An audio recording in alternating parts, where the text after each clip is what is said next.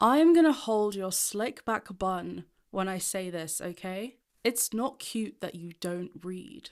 Scroll holing is out, literacy is down, and the divas must stand up. If you're like me and at points in recent years you have been in a cold war with your attention span, then this video is for you. I personally have gone through a genuine rejuvenation of the mind. I have officially regained my brain cells and it feels so good. I am here with a step-by-step method to transform you from brainrot princess to book girl extraordinaire. A method for derotting the mind and returning your brain cells to their ancestral home. Here's how to get into reading. The first thing I'm going to say is you truly have to detach yourself from public perception. And what I mean by this is that some of you are going to be brave and ask me how many books I read last year. And I've come to realize that that's truly none of your business and is also part of the problem. The general public and the book community seem to be obsessed with how many books you read in a certain amount of time. There's much more value in what you take from a book versus how many books you read in a year. And there's much more value in opening a book and reading instead of scrolling on your phone. The obsession with metrics and quantity, I think, is part of why people stopped enjoying reading. Okay, then what we're gonna do is cut people out of it. Okay, picture this. Sometimes you've literally just heard about a book and decide you want to read it, and then you go on one of these platforms and end up reading like 40 reviews of the book before you've even picked up the book. Why do you have everyone else's opinion on the book? Why are they the grand jury of your reading habits? We must divest from the court of opinion when it comes to everything in our lives. Sometimes with reading, I fear we know too much, and sometimes we need to not know much before going into a book, and that's okay. Then we can assess after we've read the book, like, are you following? So something I've done recently which has helped me with my reading is move my TBR pile to a database that only I can access. In this database, I have a list of like every single book I want to read, and then it's kind of logged by priority. I also like to log where I got the book recommendation from, and also just any notes as to why I was drawn to the book. I obviously still do use review platforms, and I'm not saying that they're completely unhelpful or invalid, but removing myself from them when it comes to what I want to read has helped me release some of that external pressure. There's also just so much pressure when it comes to publicly tracking your reading.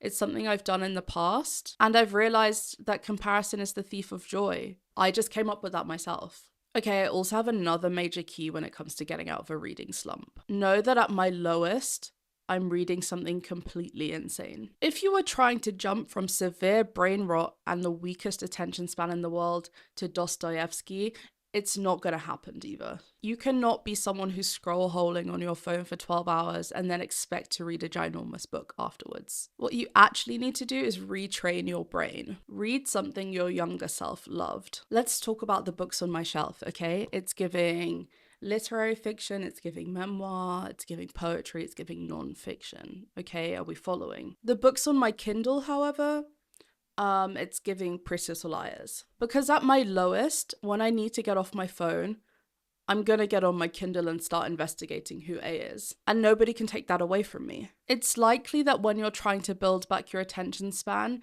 slower paced, more theoretical books are not going to work for you. Your brain is probably craving fast paced, easy, and captivating reads. And I'm just here to say that that's okay. Bridge the gap between you right now and a more complex book with a little bit of trash. The books I generally tend to like, it's giving very much Mubi. But the books I need sometimes, it's giving very much CW, it's giving very much ABC Family. The Pretty Little Liars books, yes, they were diabolical, okay? Yes, they should have also won the Booker Prize. Yes, they got me through something. And yes, I can now read the books I actually want to read pretty easily. Are we following? Okay, next thing is you're gonna wanna join your local library. You're gonna join your local library and you're gonna get a cute little card and you're gonna be the happiest you've ever been. On a more serious note, libraries are being closed all over the world very rapidly, but we actually need them more than ever because on top of the reading element, they also provide a lot of social and community support. If you enjoy reading and you also want to help society, you should join your local library. When you sign up to the library, what happens is you usually get a library number, and then you have access to their physical library.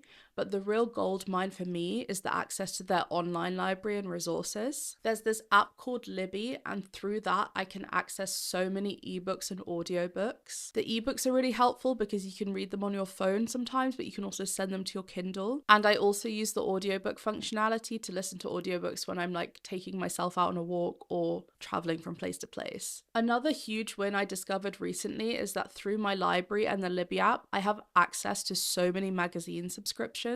Over the past couple of months, I've really gotten into reading The New Yorker for free through the app. Shout out to this recent comedy piece, which had me laughing like in the middle of the night last night, about these two toddlers that have like a manosphere podcast. I made my sister read it, and now we can't stop saying this line, which is, I don't do naps, body's way of surrendering. Because it's like, why do the men talk like that? Why do they talk like that?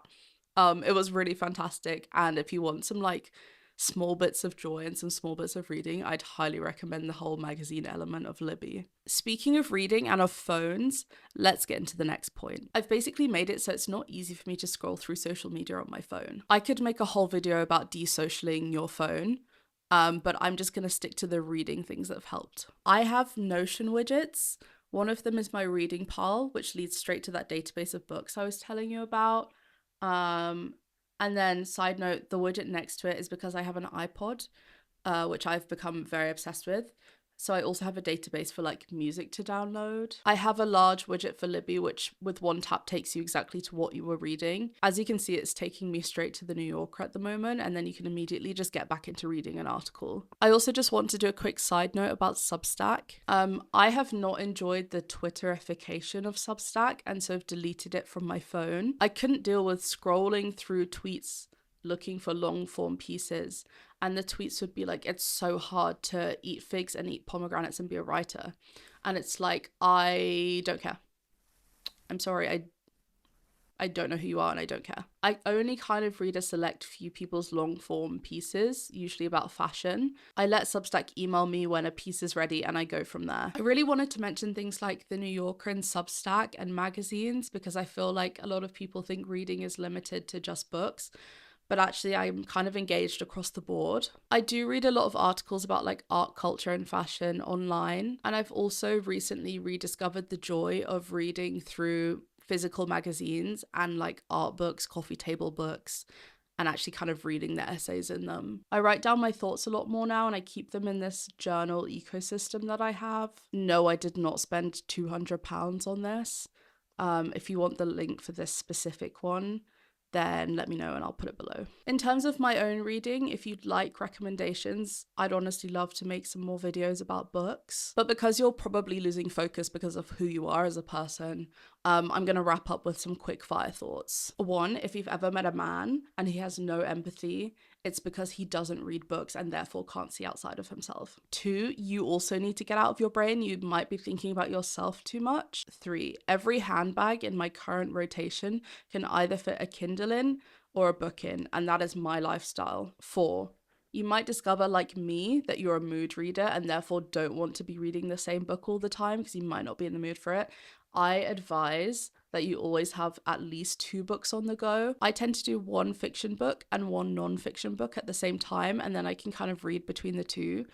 Or you can pick 2 fiction books, for example, but just make sure that they are so vastly different that there's no way that they could be mixed up. 5, you do not need to now buy loads of books or loads of book accessories. Stop spending your money unnecessarily. To conclude, you are on socials every day, scroll-holing, wondering why you're depressed. In my nostalgia video, I said you need to get outside and be whimsical. And in this video, I'm telling you, sometimes also read a book. Sometimes read a story, okay? Once again, I'm asking you to listen to our new mantra, okay? Scrolling is out, literacy is down, the divas must stand up. I'm bullying you out of love. I'm gonna go back now to doing the things I love. 1, hyperfixating on fashion, and 2, reading. Thank you so much for watching, and I'll see you in a couple of weeks for my next video.